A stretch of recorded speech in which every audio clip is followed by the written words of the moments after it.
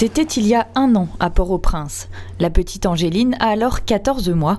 Elle est admise en urgence au centre de grand brûlé de Drouillard de Médecins sans frontières. Ok. La fillette est victime d'un accident domestique. Elle s'est brûlée au second degré en tombant dans un chaudron de nourriture. C'est le pain quotidien de nos admissions ici. Environ plus de 50 à 60% des admissions, ce sont les enfants. C'est toujours des accidents comme ça, des accidents domestiques, négligence des parents, et puis ils se sont brûlés. Un cas loin d'être isolé à Haïti. Depuis le tremblement de terre en 2010, nombreuses sont les familles à habiter dans des logements insalubres. Alors la brûlure est devenue un véritable fléau. On fait boire ça. Ça dit, ouais, on brûle tout dans la poignette, on brûle l'estomac, on brûle tout dans le dos. Moi, j'ai brûlé septembre 2014.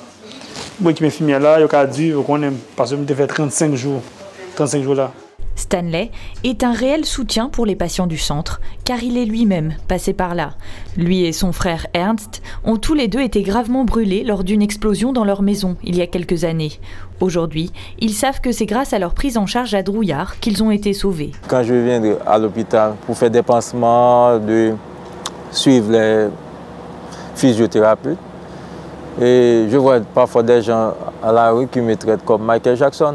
J'avais 2 gants, des vêtements compressibles de la tête et aux pieds. Si MSF n'existait pas, je serais à côté du bon Dieu, je ne sais pas où je serais. Maintenant, je me dis que je suis un produit de la MSF, parce que c'est grâce à MSF que je suis là maintenant.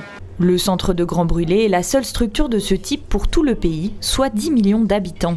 Les patients sont pourtant de plus en plus nombreux et nécessitent l'intervention de plusieurs professionnels de santé. Il y a non seulement les paramédicaux, les médicaux, il y a la santé mentale qui doit intervenir, il y a aussi le laboratoire qui doit intervenir, plus la physio qui doit intervenir. Si on fait seulement la prise en charge de la brûlure, et sur le plan médical, la personne s'en sort très bien, mais la personne est dysfonctionnelle. Pour optimiser l'accueil des patients, MSF a mis en place un projet de rénovation du centre. Grâce à une collecte en octobre dernier, l'ONG a récolté 172 000 € auprès des Antilles françaises. Aujourd'hui, les travaux ont commencé pour construire des locaux plus adaptés. On va reconstruire 4 bâtiments, l'isolement, les soins intensifs, l'hospitalisation et le service ambulatoire. Donc là, on a voulu reconstruire avec des nouveaux matériaux, c'est du polystyrène, une structure préfabriquée avec des murs en polystyrène. Cette structure permet d'être résistante au tremblement de terre et aux cyclones, ce qui est assez important à Haïti.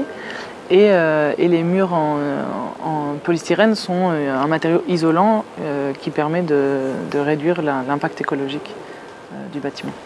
2 des bâtiments devraient être opérationnels à la fin de l'année. Les 2 autres ouvriront en début d'année prochaine.